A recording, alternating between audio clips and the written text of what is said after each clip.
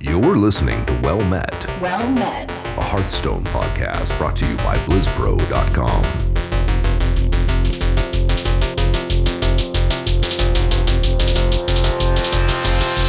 Well met.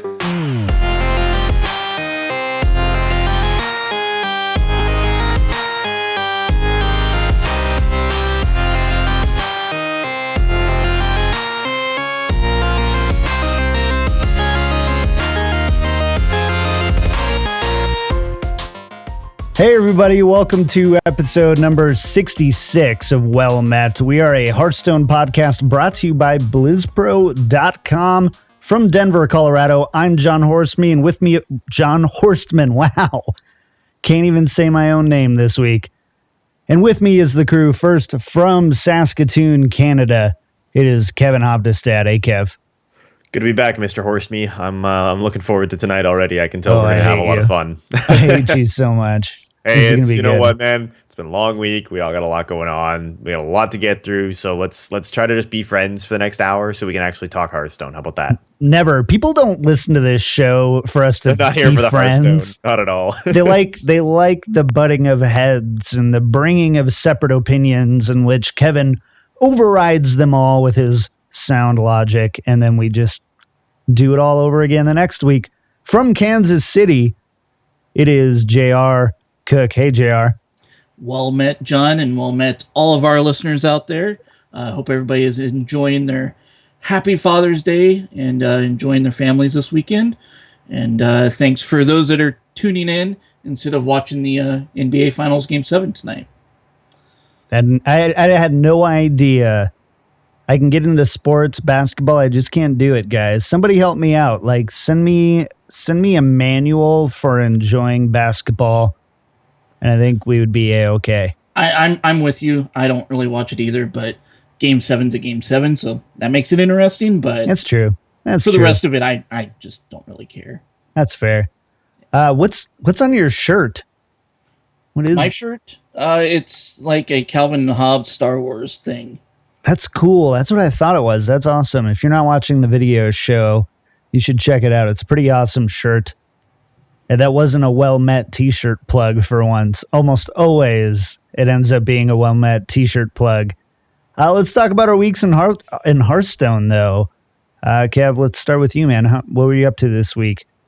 Well, I mean, obviously I wasn't here to do the show last week, so my week has been kind of nutty. I was away for 5 days doing a presentation in the capital of Canada, Ottawa, at a Canadian gaming summit.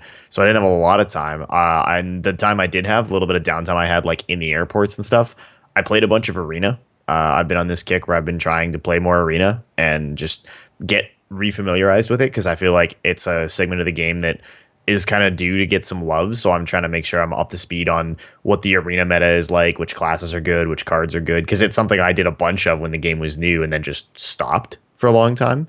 Like I've never done a 12-win key. I've never done it because I hit the max back when it was 9, and then I never worried about it again. So that's how long it's been since I seriously played Arena.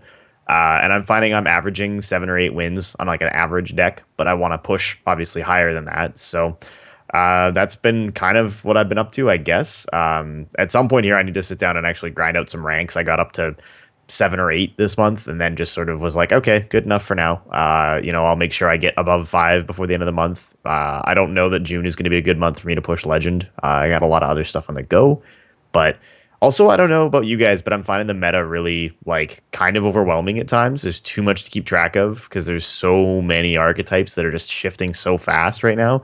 I liked it when I knew that like I'm going to play my mid-range druid, I'm going to run into patron warrior or handlock. Like there was a part of me that liked that. Yeah, it definitely is. Even though there's still a lot of core archetypes and a lot of it you can kind of figure out on the ladder. I know we've talked about it on this show, and we really like that figured out meta, play the deck, not try to guess the deck type of thing. And so, what about you, JR? What are you up to this week? Yeah, I'm in a bunch of this, about the same boat that Kevin's in, but I haven't caught the arena bug yet. That's for sure. I've been playing a little bit of the Tavern Brawl, which this week's been sort of fun.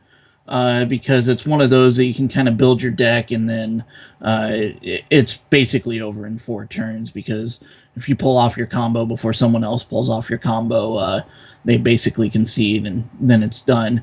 So that makes for some fun and interesting games and some fun little scenarios like that. As far as like doing ranked this week, I played a handful of games. I think I went on a small winning streak, once again with Mid-Range Hunter. That is my deck of choice right now. And I think that's what I was playing last week as well. I think I'm sitting at like rank 9. I haven't played in about 3 or 4 days now, but last I played I believe that was it. It's been a super busy weekend for me, so I haven't had a whole lot of chance or internet connection to be able to sit down and play some Hearthstone the last few days. Now, are you running the version of Mid-Range Hunter that cuts high main? Because I know that's been a big thing lately. No, I use dodge. Okay, but everybody, like, I watched a lot of people do this. They dropped high main because they were trying to dodge sap, hex, polymorph, all the like single shot removal stuff that just deletes the card instantly. And I think there was honestly like an argument to be made for that. Like a lot of people kind of curved it down and just played out like you play 2 Call of the Wild because you can't not, but you curve way lower otherwise. And there's probably a little bit of mileage there. Like high main's one of those cards that if it sticks, you win, but that's true of basically almost everything, right? Like as soon as you control the board, you start winning. If you stick a Tundra Rhino, you won the game too. Like it's not exclusive to high main. It's just having the board.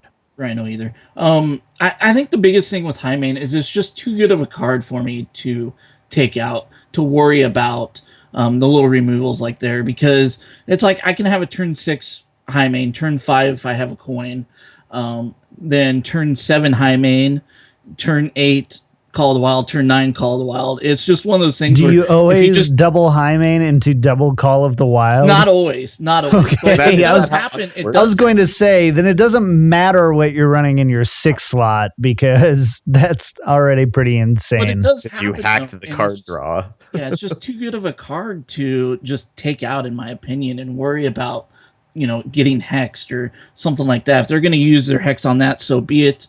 I will likely have something else to follow up with that. Yeah, no, I legitimately, I was just curious because I think there's an argument to be made either way, and some people have had good experiences with cutting them on ladder, so I just wanted to see what you were doing. Yeah, no, I agree. I agree with that, but I just think the card's too good to just leave out. So I think it's one of those you gotta just play it out, and if they hex it, so be it. All right, John, what have you been up to on the ladder? I've got the Overwatch itch. I think I talked about it last week on the show, but Katie got an Xbox, so every night we're playing Destiny or Overwatch. And so that's been really nice, kind of new for me. So I've been having a lot of fun with that. So I haven't gotten to do a whole lot of playing, but I'm going to play a lot this week, make up for lost time. I also, too, wanted to shout out to one of our listeners, Karova, sent us a picture on Twitter, 100 wins in Tavern Brawl this week. Like, wow. That is so insane. I'm glad you're liking it. I have a friend who does that every week right now. Oh, that's... He posts a screenshot in our little Facebook group of 100 wins in every Tavern Brawl. And, like, some weeks it's not that big a deal, but, like... There are weeks where I think, like, if I had to do that for, like, the 2-player, the Mechazod one or whatever, like, I would probably never play Hearthstone again. Yeah, there's no way I could do it for that. I was like, those 2-card combo ones, sure. Whatever it was, pick 2. Right? Like yeah. The ones where they're quick and you can just reasonably guarantee a 50+% win ratio. Right, and this one isn't incredibly quick. It's not slow, but it's not quick either. It wasn't too bad, but there's no way I could think about getting 100. I think I got like 8.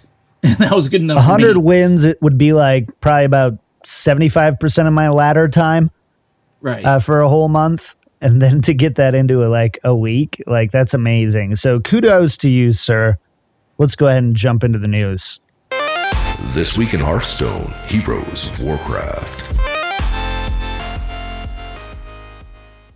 Before we do news, we do want to take a moment to thank our friends of the show. So to the 4 people who are our strongest supporters out there on Patreon, Martin Z, Albert T, The Real Ben, and Coral. Thank you guys so much. We appreciate that a ton. If you want to learn more about how to support the show or become a friend of the show, visit us at patreon.com/wellmetpodcast.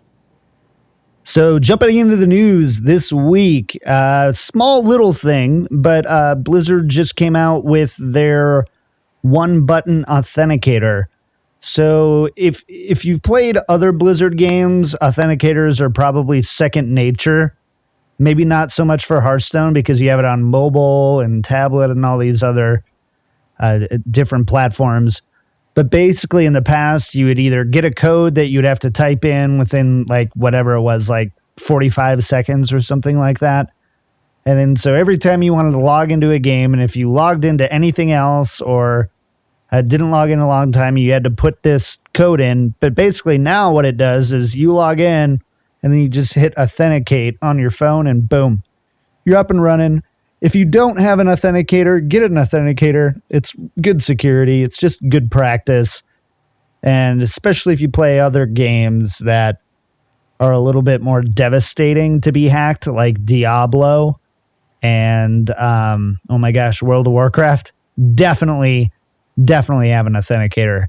It's a good idea just for your account, even if you don't use it because you are playing Hearthstone exclusively on like iOS or Android and you never see the authenticator because it's fetching it from your phone or whatever. It's perfectly reasonable to just install it and have it so that your account doesn't get compromised. And then if you do need to get your account restored for some reason through like Blizzard's customer service, having it is a huge help. And I agree. Like, two-factor authentication is very important, especially this day and age, on anything you're doing over the internet, whether it's online banking, gaming, anything with your account on it, even like streaming to Twitch or something like that, to have that extra factor where it messages you a code or something like that. It's very important to have that so you can protect your account in this day and age. I still have the little physical key fob as my authenticator. Here comes the brag. Yeah, but no, it's not bragging. I need to switch it to my phone because that thing is like so 2007. But you know how difficult it is to get that taken off your account?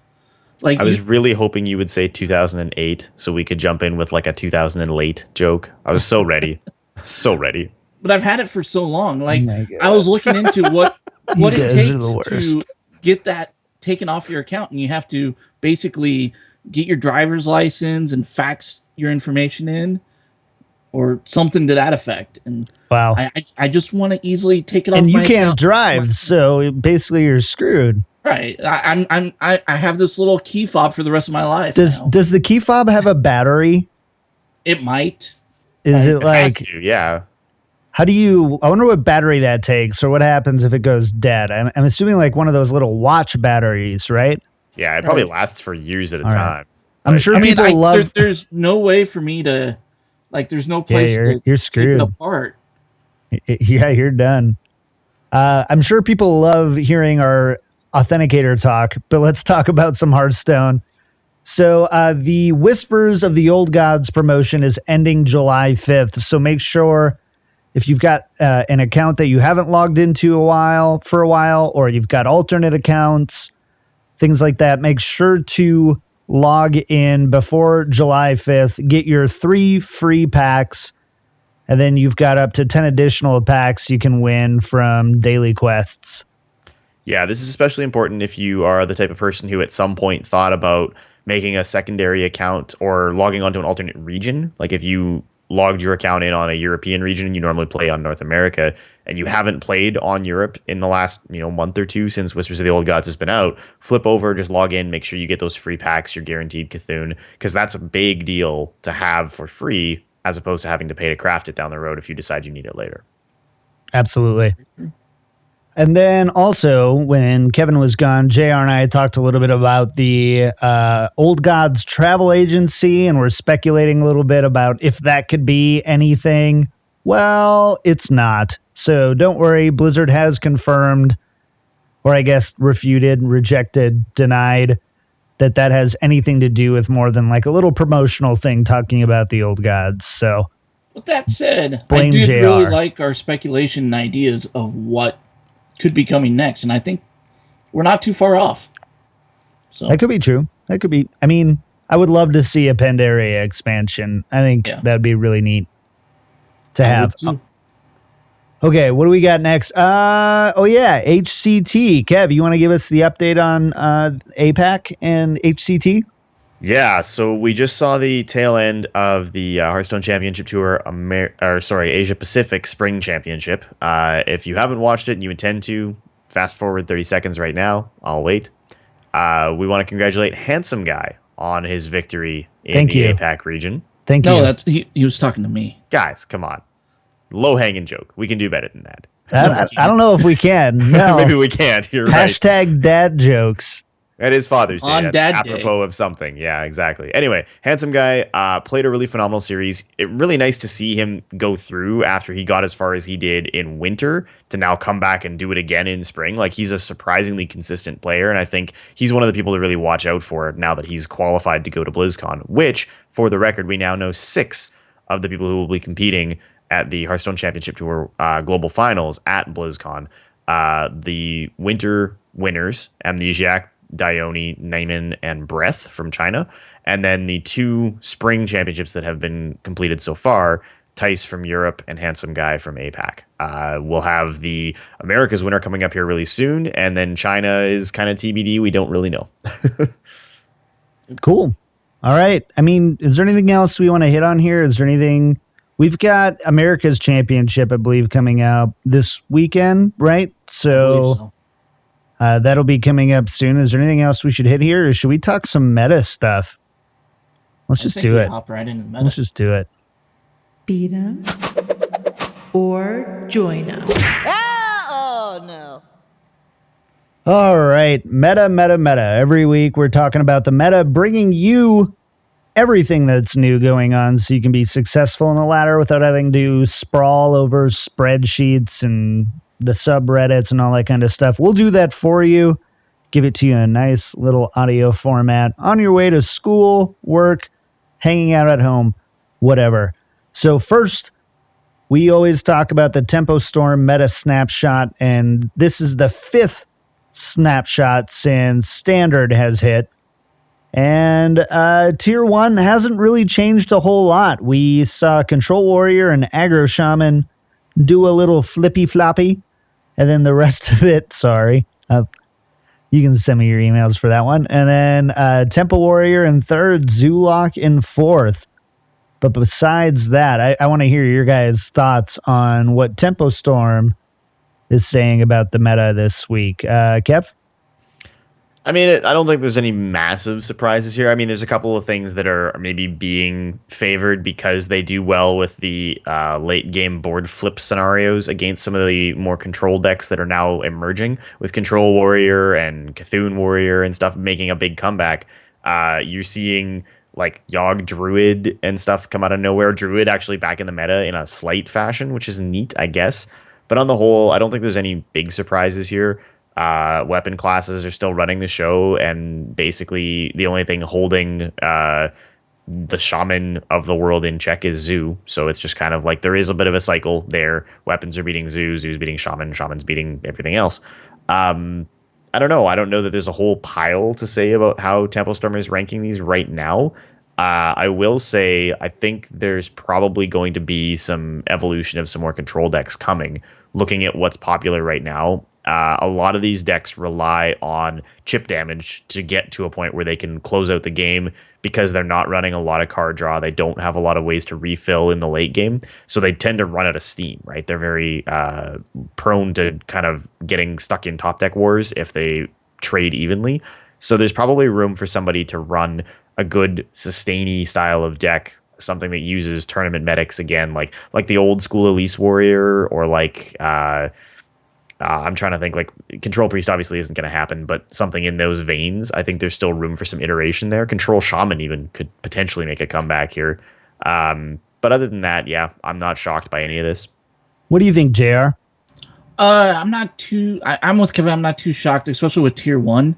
I don't know if I'd have Control Warrior is number 1. But I mean, that's nitpicking. It's Tier 1 deck. We know it's a Tier 1 deck, and I agree with all of their Tier 1 deck choices. Tier 2, I think, is where it gets a little bit interesting. I think it's telling that Paladin is basically nowhere to be seen for the most part until you get to about tier 3. Rogue, even Miracle Rogue, is kind of fallen off at the bottom of tier 2. And N'Zoth Rogue is just a little below that. But the biggest surprise to me was Tempo Mage has jumped up quite a bit. I do believe it was still a tier 2 deck, but now they have it as like basically the number 6 deck in the game on spot 2 and tier 2.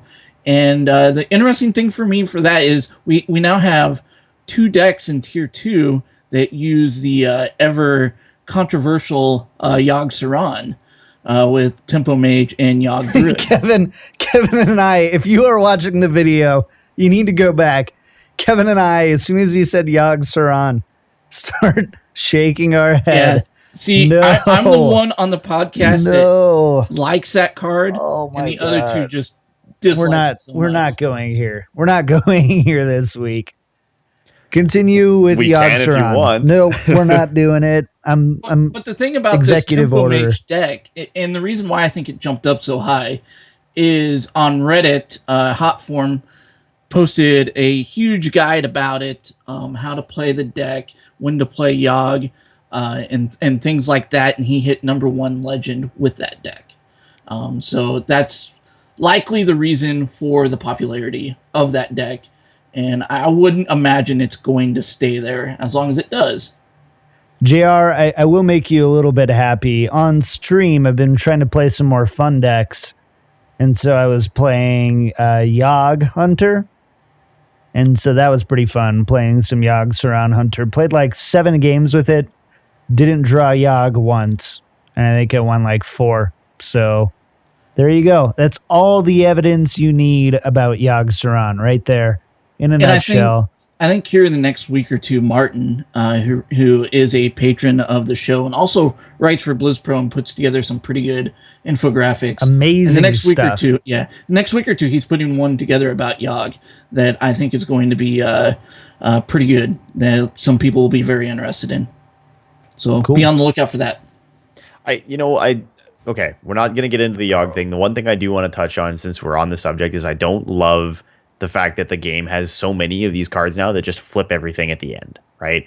I didn't like it a huge amount with Elise, but at least Elise kind of, you played as sort of a vaguely tempo-y card. It had a purpose in the early game, but there's so many now with all the big 10 drops and stuff. Like, the whole game is just, the first half plays predictably, and the back half is anything goes, shenanigans run rampant, and there's hopefully that's going kind to of be the theme, though, that they came out with the old gods. Like, they I had to have agree, seen yeah. that. I'm hoping that like the design direction shifts and goes back the other way a bit, and we get some consistent early and mid game again, because I think the game is due for that. I think we will. I think it was exactly this. Let's put these 4 cards in and just see what people are able to do with them. And yeah, a lot of people asked for, before Old Gods, comeback mechanics that aren't like AoE based.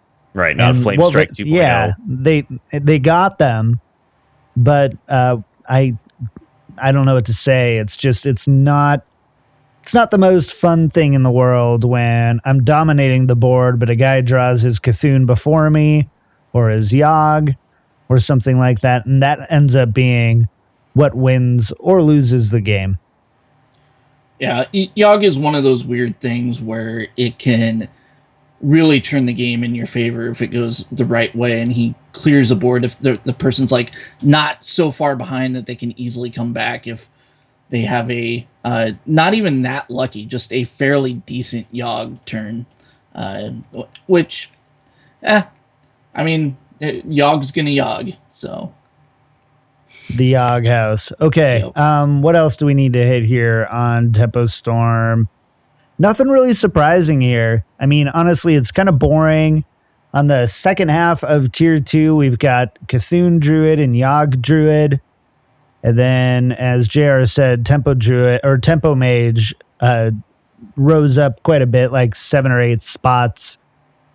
But besides that, things have kind of stayed pretty static. So let's jump on to this next one then. This one I'm really excited to talk about because they've been doing some awesome stuff. So Vicious Syndicate, they're now in week number 5 of their Data Reaper report, and they've elaborated again. Every week I feel like they've added something, and this week is a huge addition. So on top of your standard kind of what decks are you seeing and how are they represented, how are the classes represented on ladder, now Vicious Syndicate, basically they tracked 27,000 games this last week, which is like 3 or 4 times the most that we've seen in the past. I think it was like 11,000. So I guess like 2.5 times what we've seen.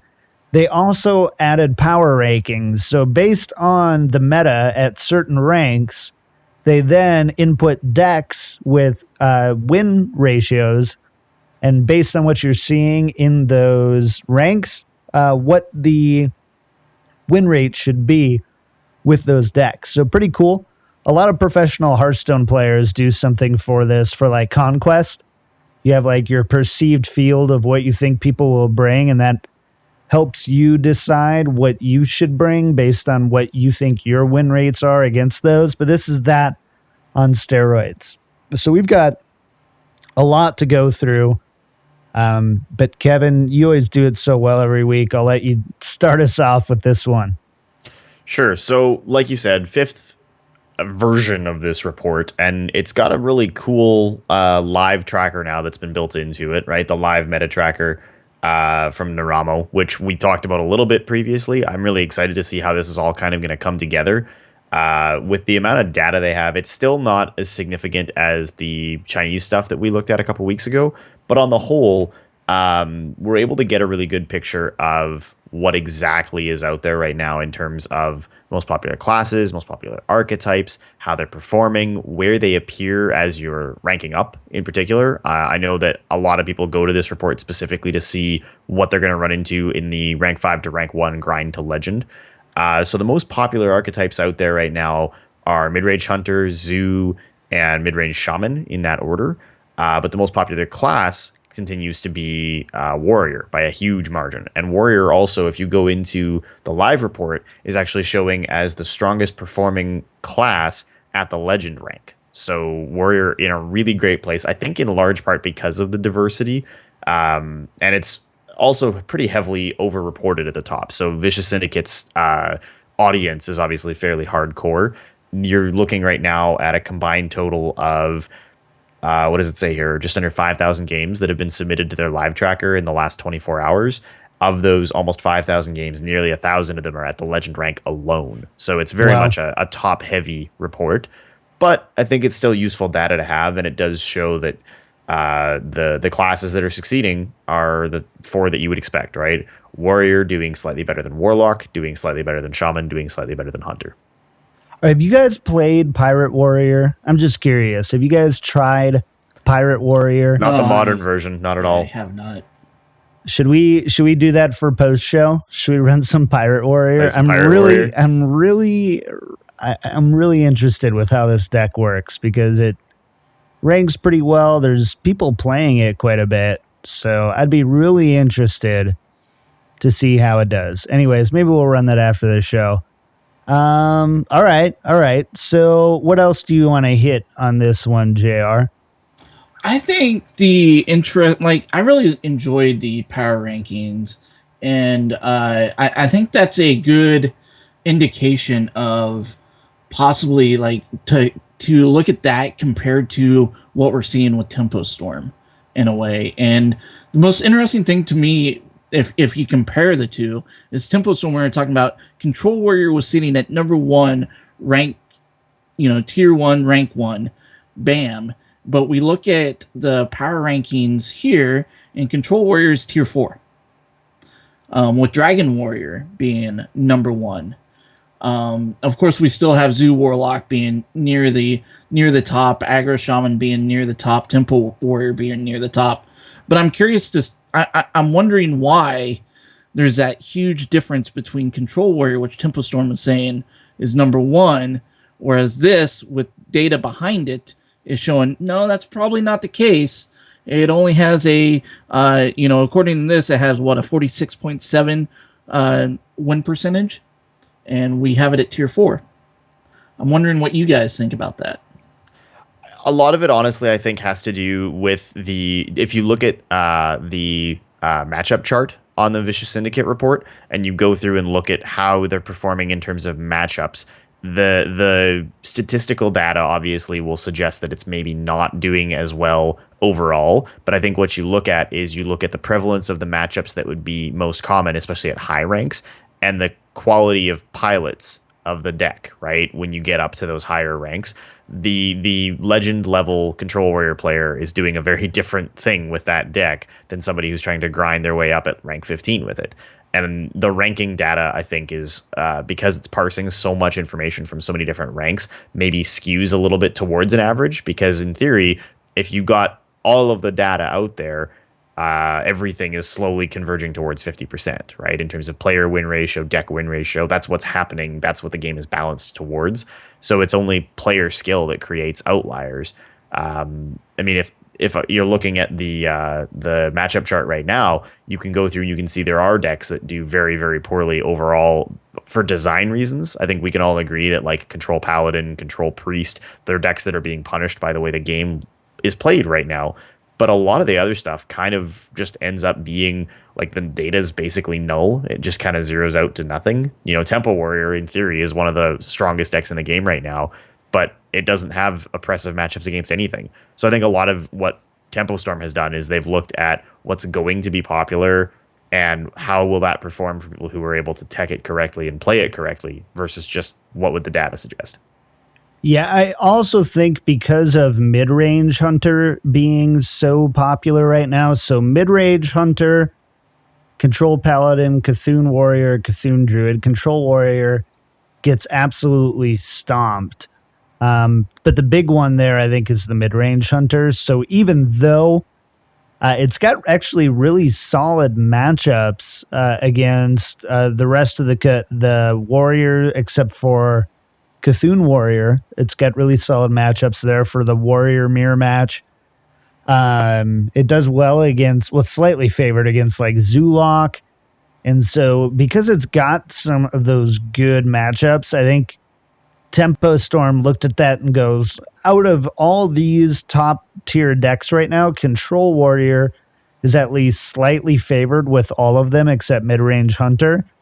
Whereas Vicious Syndicate takes a look at the actual frequency that you're seeing those decks and weighs that against to be like, well, you're seeing this. I don't know what it was. I think it was like 16% of the time, we'll just say, or something like that, 14 or whatever. And I think that is probably one of the key differentiators for why it maybe is seated so low despite having, but it doesn't have really incredible, phenomenal matchups except against like what Freeze Mage, right? Patron Warrior and Beast Druid. The rest of them are just slightly favored.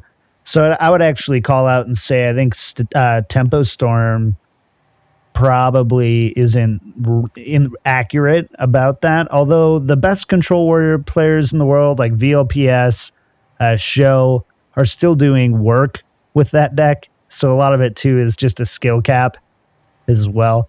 But I think all that would have to do with it. At the end of the day, Control Warrior and Dragon Warrior aren't that fundamentally different. They play a lot of the same cards. It just depends on if you want that Dragon synergy along with it or not. I think that's fair. I have to take a look. I saw a Dragon Warrior deck that was faster. I don't think that they're differentiating that one here, though. Yeah, that's more of an aggro Dragon Warrior. I think I know the one you're talking about. It's like a tempo. The one that they lot list less here, dragons too. Yeah. Yeah, the one they list here is very much control oriented, with a lot of creature removal and things like that. Can we just like take a moment though to really reflect on how ridiculous Warrior is right now that we can even have that conversation? Like, we are trying to distinguish between two flavors of Dragon Warrior that are both playable on the ladder. If you called like us from a year ago and said, hey, BT dubs, you don't have to deal with like 17 unique playable warrior archetypes in a year, we'd just be like, no, that's impossible. It's patron or control. Deal with it. Like, I'm blown away by how well designed the warrior cards this expansion have been. Like, warrior's in such a good place right now. Yeah, Ravaging Ghoul. Like you're we said welcome, it Hearthstone community. When you we are revealed welcome. We even said it was going to be a pretty ridiculous card, and sure enough, that's one of the main cards that has made Warrior so good. Yeah, in the standard. Totally. So what are you guys going to run this week then? So with all the stuff that we've got from Tempo Storm and Vicious Syndicate, what are you guys going to be running on the ladder this week? JR, go first. I think I want to try Hot Forms Tempo Mage. I want to play with Yogg. I think that's what I want to do. I want to go have fun, and I want to try Yogg with either Mage or Druid. Likely what will happen is I just continue playing mid-range Hunter because that's just what I'm used to right now. But I want to play Yogg. I think that's what I want to do. Show's over. You guys are shaking your heads like show's over. Get out. You want to just cancel the show just because get out. Looking for a third, wanting to buy somebody who won't stop. Anyways, somebody what about you? Who doesn't like respects fun? The integrity of the game of Hearthstone. Kevin, go ahead. Well, I have been playing a lot of Cthulhu Druid. It's not a good deck in the meta right now. It loses to Zoo, and I would say splits pretty evenly with Aggro Shaman and basically everything else. Like, it doesn't have any classes that it does super well against. It beats Hunter and Warrior as a general rule. But I actually, I hate to say it, but accepting Yogg, which I will just cut and replace with something that is less ridiculous, I actually think Tempo Mage is probably the way to go right now.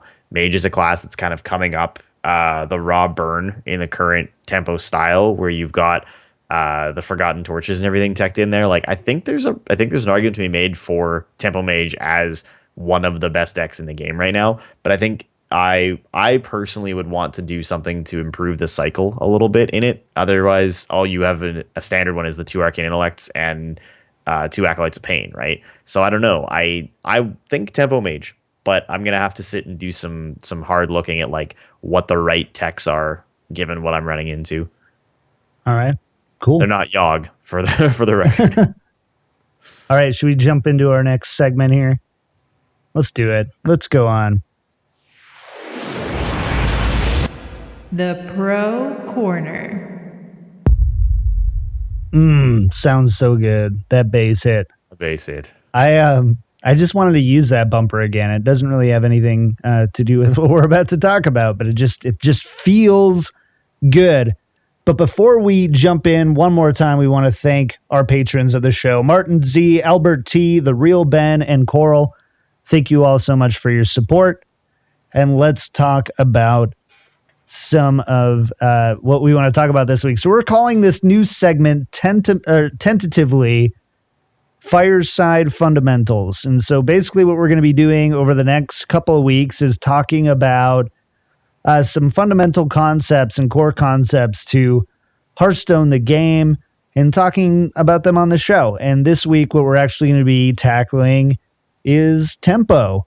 So we actually get emails about this all the time. What is tempo? How do you say tempo? And I think we answered an email about it about 2 weeks back or something like that. Somebody asked about tempo, and we answered it kind of shortly. And then after listening to it, I was like, you know what? We should probably spend some more time talking about tempo. So that's what we're going to do this week. Kev, take it away. What's tempo? What is tempo? Okay, so the reason we're doing this is because Jake the Snake put up a really good article on mana crystals, and there was a really great conversation over on the competitive Hearthstone subreddit about tempo as a core concept of the game. And I did that thing you're not supposed to do, where I read the comments, engaged with people on the internet. I tried really hard to explain tempo to people, and it's a concept that's really hard for people. So we're going to try and do the best we can with this to kind of bring it back down to a level that makes it understandable for people. So basically, in the game in Hearthstone, you always have one of 3 primary resources available to you, is Jake's argument. card advantage, your life total, and tempo. And these are sort of three competing resources. Everything that you do in the game is going to add to or remove from one of these three resources. If you've watched much of the HCT stuff, especially the European stuff, you'll know Soddle, the commentator, and Simon actually does a lot of writing for Icy Veins. He and I used to work together. And so he wrote up a piece on tempo on Icy Veins where he says the best way to understand tempo is to look at it in relation to your mana. Tempo is a measurement of the speed of your progression through the game, and the main limiting factor to your speed is the mana restrictions on each turn. So tempo has to do a lot with curving out. Are you ahead of what you would expect to be accomplishing or behind based on the cost of your cards over the period of time that you've played? It's fundamentally about speed, right? The word tempo is a musical term, and it literally refers to speed or pace. Nice. That was beautiful and eloquent. As always. And turned me on a little bit. So kudos We're off to a good you. start then. So I really one of the questions that we wanted to ask, and JR, I can probably have you elaborate on this one, but how do people think about tempo? Like when you're thinking about the term tempo, is there a really kind of easy way to explain it, going beyond like the pace to understand like the overall concept? I see it a lot as some of it is not necessarily like playing value for, if you have a 6 mana card and you play high main, that could potentially be a tempo play depending on what you did the first 5 turns and what you have going on the next few turns, and also depending on how many cards you have in your hand. A lot of tempo could be thought of, in my opinion, as controlling the board, and also having, depending on how many cards you have compared to how many cards your opponent has. So if you can control the board while also control your opponent's board while also having plays to make and keep that going, that means you have tempo over your opponent, because your opponent's on the back foot at that point trying to respond to everything that you're doing while you are basically making the game your own. You have tempo, you are going ahead and pushing it forward and, probably going for victory at that point. Right. So that's how I see it. Yeah, we use a term all the time, and we've probably done it on the show without really explaining it well. The concept of a clock, right? Putting your opponent on a clock. And what that means is, given the state of the board, how many turns will pass before I kill my opponent? If I've got a 6 attack minion and they're at full health, it will take me 5 turns to kill them. They're on a 5-turn clock. Fundamentally, tempo is about increasing your own clock as much as possible and decreasing your opponent's clock as much as possible, right? So in a perfect world, what the tempo player wants to do is clear their opponent's board, which maximizes their own clock, and then keep as many minions on the board as possible, which minimizes their opponent's clock. And that's where some of the relationship of things like efficiency of removal factors into what is a good tempo play. There's a reason we call it the Fiery Win Axe, right? Because it's actually one of the best tempo cards in the game. You can trade a very small amount of your initial life total, which is a resource that you have in spades at the start of the game, to sustain tempo by maintaining board presence, which improves your reach. It keeps your opponent on a shorter clock, and they're forced to respond to it in kind in some way. And if you can stay in the position where you keep adding things to the board and asking questions that your opponent has to answer using removal or just by taking that damage to the face because they don't have an answer for a turn, it's always about extending your reach. You want to have as much reach as possible and deny your opponent as much reach as possible. It becomes more complicated than that when you start to think about some of the more complex turns, like overplaying into removal, right? A lot of people can sit and do the math and say, okay, yes, the best play for me is to put down a Piloted Shredder on turn 4. That's a really great tempo play. But you also have to start and think about what happens if I don't run any card draw, right? Since card advantage is one of the resources we discussed earlier, and I've played all my cards, I've emptied my hand, and I lose everything to a Flame Strike. Well, now you're going to have a series of hugely tempo negative turns, as you can't spend all your mana, you can't develop a board, you've got very little reach. So sometimes tempo becomes one of those things that you have to weigh against the probability of, like I said, future reach. How much reach can I have next turn? And if there's a big swing removal turn coming up, sometimes the correct play isn't to extend into it. The example I give when people ask me about this is I say, why would you if you're winning the game, if your opponent has no board, why would you play a 4th minion and potentially set up Mind Control Tech for your opponent? Mind Control Tech is a terrible tempo play if you have 3 minions on the board, and an incredible tempo swing for your opponent if you have 4. So in a lot of cases, if that's a card you expect to see, you don't play that 4th minion. It might look tempo negative on your own turn, but you're denying your opponent even more tempo. I do that like 3 times a week. Thanks for reminding me. You're very welcome. Appreciate that. So, Kev, you kind of hit on it, but I'm going to ask you again, just for the listeners to kind of be able to. We've been practicing this all week, and we've kind of been talking about it in Slack, and so we kind of know what we're all talking about, we want to talk about. But how would you say tempo is gained? So how does a player gain tempo? When you're a new player, obviously, the easiest way is, well, have basically more attack and health on your side of the board than your opponent does, and then you have tempo. But obviously, that it's much more complicated than that. So how is tempo gained from that perspective? Imagine tempo as the most efficient way for you to develop your game state. So in some cases, weapons are a really great example, right? Weapons are among the most efficient removal in the game because they've got durability, they last for multiple turns, and you can trade health, right, your own health, for the ability to maintain a board presence and sustain the tempo of your board advantage. Tempo isn't board advantage. Those words don't mean the same thing, but they have a lot of correlations. Generally speaking, the tempo player will always want to use a weapon to remove a minion rather than use a minion to remove a minion, because that does affect their future reach and keeping their opponent on a shorter clock. Something I really like is the tempo player is the one asking the questions that the other person has to respond. You might be behind on board, technically, like Kevin kind of just said, where tempo isn't just having more on your board than the opponent, but it's having the questions that your opponent has to answer. Does that sound correct to you? Yeah, absolutely. And it's also, I think, useful to give people examples of what we're talking about. So like, you might see somebody play an aggro minion on 3, okay? Something like a Wolf Rider, right? Wolf Rider is not a tempo card. It's a card designed to deal damage. It's going to go face. The difference between the aggro player and the tempo player is aggro wants to get the clock as short as possible at every possible expense. They're never going to trade. They're never going to value efficiency. The tempo player maximizes efficiency. So tempo would play a card like Blackwing Technician on 3, right? A 3/5 for 3 is an incredible body, trades very efficiently, can probably go 2 if not 3 for 1 at that stage of the game, as opposed to the Wolf Rider, which is going to die to everything. It's going to die to a Flame Juggler, right? Just the juggle, not even the body. Like it's a card that is designed exclusively as a way to generate emergency reach or go face. It's not a card that's designed to maximize your tempo. So you have to think about how you can get ahead of curve, right? And being ahead of curve is almost always what the tempo player wants. I'm going to make you go back 1 second. You said 2 things that I want you to kind of expound upon. Reach. What the frick is reach, Kev? Reach is how much damage you can do, right? It's from your hand and your board how much damage you do. It's when you're calculating lethal, you're calculating reach. So when your reach exceeds your opponent's health total, you have lethal.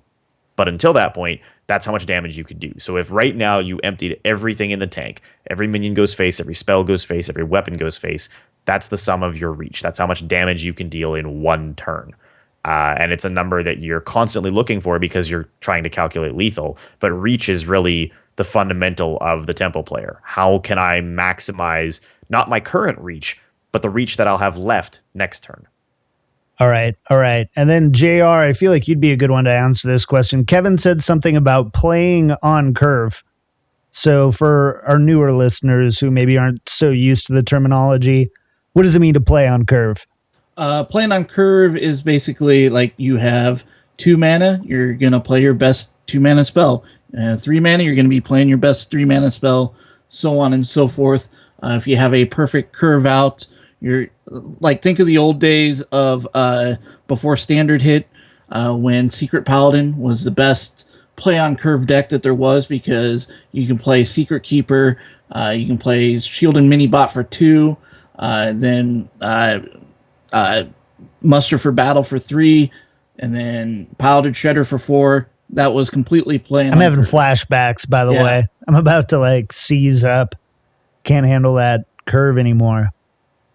All right, cool. Okay. Yeah, I mean, so, if it helps people to have those kinds of examples, right? Secret Paladin is a great example of a very tempo positive deck, right? It's a deck that creates a lot of efficiencies in terms of removal. It's a deck that allows you to trade up, keep minions on the board using buff spells and Divine Shield and all that kind of stuff.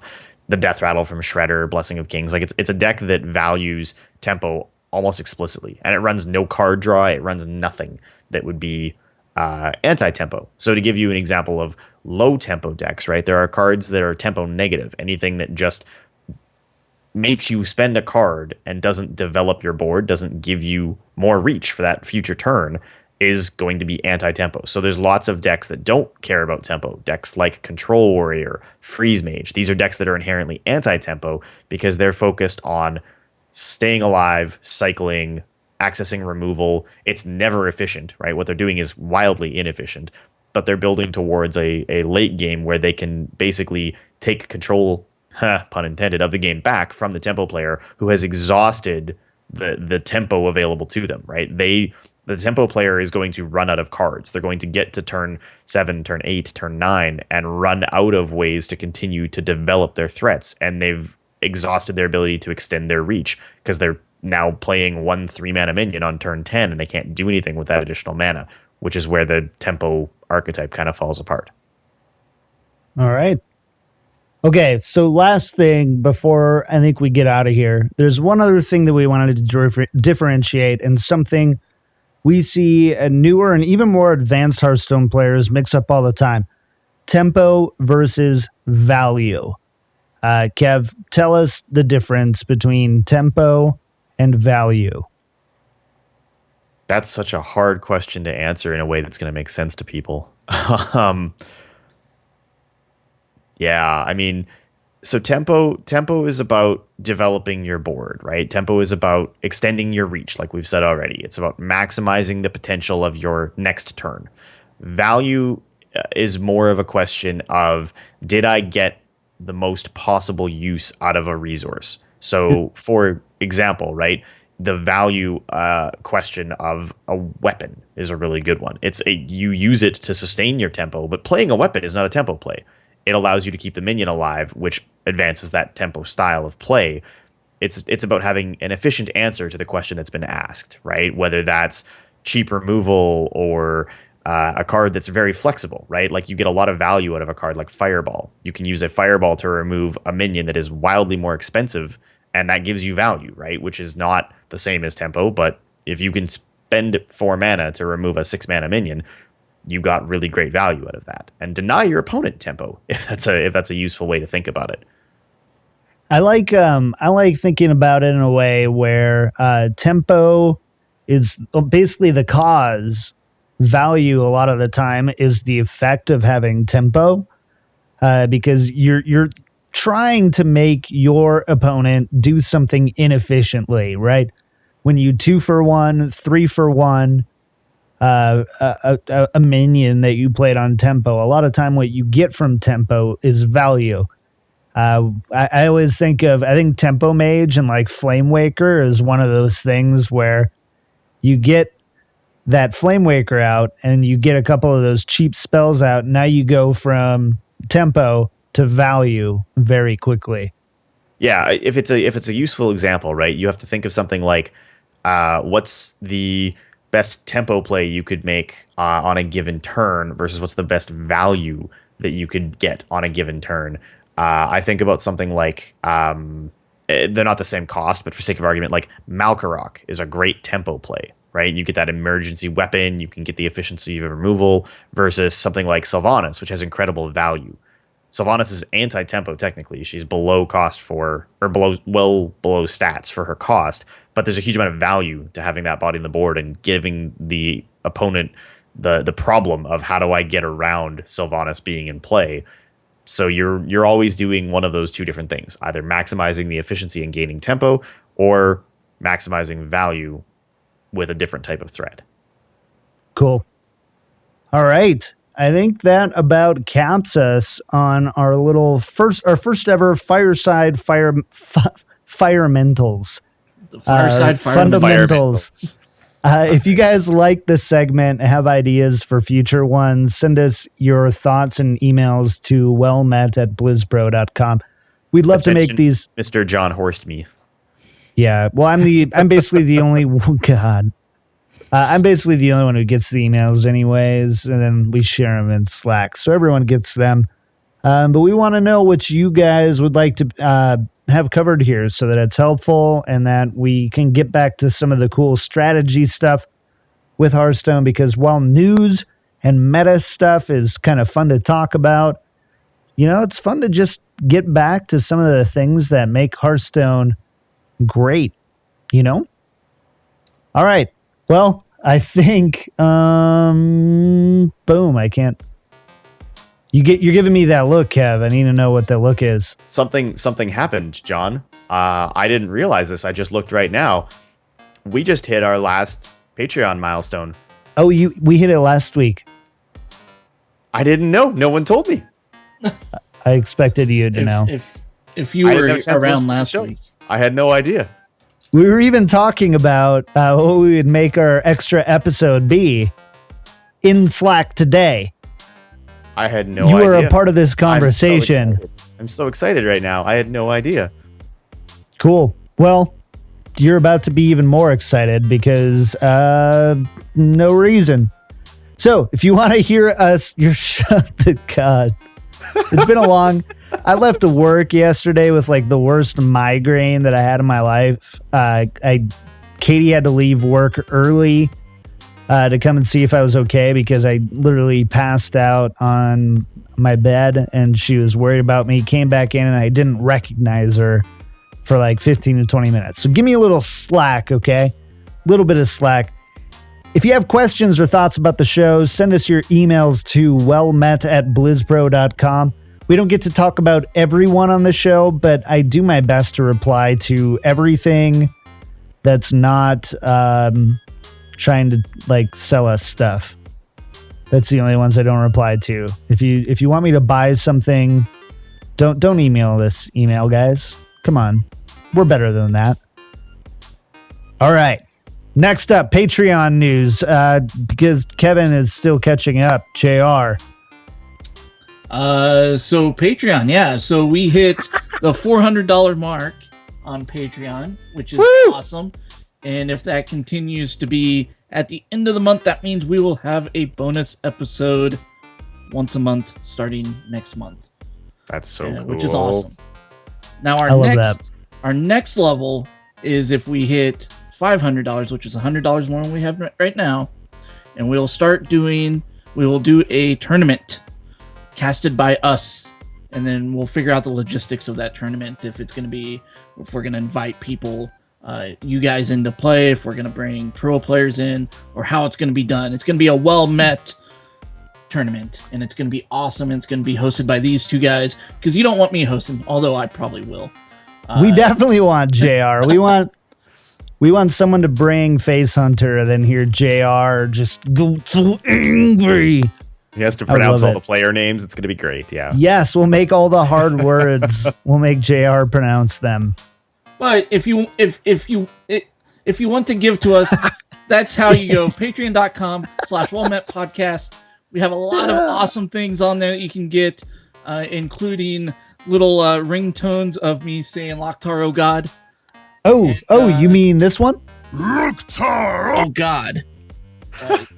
Or coming and hanging out with us on Facebook. We have an awesome Facebook group where we post things on there every once in a while and interact with our fans and things like that.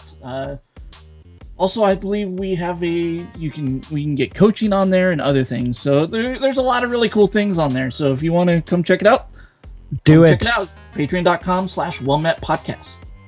Awesome. And then Kev, iTunes stuff. This is also backwards.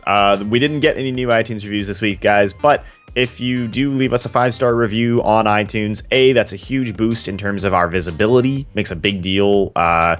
for the show's appearance in the different ranking systems that iTunes uses. And we really appreciate it. So we'll give you a thank you right here on the show. Hit up the podcast feed, search for Hearthstone or Well Met. Throw that 5-star review down. We'll read your name out right here next time. Cool. Woo. All right. Well, let's do some shout outs for the week. JR. It's going to be another rough week for me. Lots of working. And if you're going to be in the Kansas City area and going to the Kansas City Developers Conference, I will be there Wednesday through Friday, learning about coding things and networking with other software developers. It'll be a good time. And I'm going to give a shout out once again to all of our listeners and all of our dads out there. And if you're a dad, cool. If you have a dad, cool. You guys are awesome. Dads are cool. Yes, they are. Kev, what about you? A lot of the same. I'm back from my travels, which means I'm around to do more streaming hopefully this week, play from some games, do the shows. Gonna be looking forward, obviously, to the upcoming holidays. We got the same long weekend, Canada Day coming up on July the 1st, and you guys doing Independence Day on July the 4th. All falls in the same weekend, which is very cool.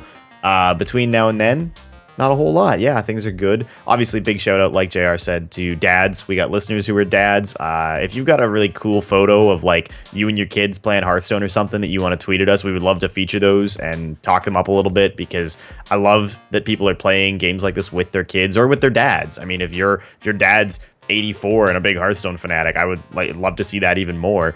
Shout out to my old man who just got back from a trip today, but I had a chance to catch up with him, and big source of inspiration in my life. So thanks, awesome. Dad.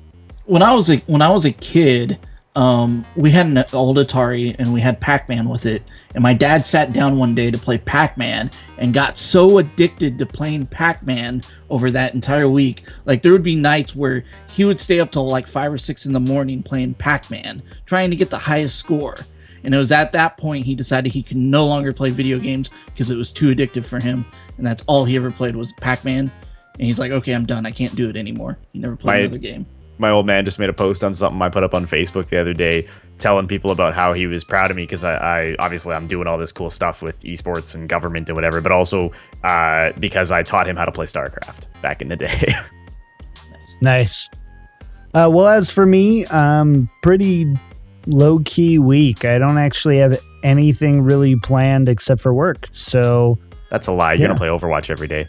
I mean, I'm going to fill that stuff with Overwatch and Hearthstone. Don't get me wrong, but just like super unscheduled, unplanned type of stuff. So what's your streaming schedule looking like these days? It's been a little bit wonky because I've been trying to get back into health, trying to be healthy again. It was the whole semester thing. I didn't realize this last semester how unhealthy I had gotten. So I'm pushing that back in, and I'm running about 25 miles a week. And that's, nice. I'm usually doing that in the mornings, which means that I'm not staying up as late. So it's a little bit rocky right now, but I'm hoping to, if I don't stream tonight, I'm going to for sure stream tomorrow night. I'm actually doing a little test show with a friend called Levels, where we just have fun playing through some iconic levels of video games, past and present and kind of future. And so doing that, so we'll for sure be streaming there and doing those types of things. So, cool. Yeah. Well, that's it for us this week. You can tune in together with your friends live every Sunday on twitch.tv/BlizzPro at 7 p.m. Pacific, or find us on your favorite podcast outlets for updates throughout the weeks. Throughout the week, follow us on Twitter at WellMedPodcast. WellMed is entirely supported by our fans. Find out more at patreon.com/WellMedPodcast. And we also have merch at store.blizzpro.com. Get a t-shirt, guys. Dang. I know it's hot out there in summer, but you will cool off in your well-meant t-shirt because our shirts are cool. There we go. Got it. Full circle. Made it work. Whew. As always, a big thank you to Jake Buttineau at jakebuttineau.ca for our music and site designs for our graphics. Thank you again for joining us for episode 66 of Well Met. See that? It said 65 on the notes. I said 66. Growth, guys. So much growth happening on this show right now. We'll see you next time. We're going to go. Kev, say goodbye. JR, say goodbye. Bye. Goodbye. Bye. See you guys. Well Met is a production of BlizzPro.com. The show records live at 7 p.m. Pacific Standard Time at twitch.tv/BlizzPro. To get the latest news and information about the show, follow us on Twitter at Well Met Podcast or join us on our subreddit at reddit.com/r/WellMetPodcast. If you would like to support the show, you can find out how at patreon.com/WellMetPodcast.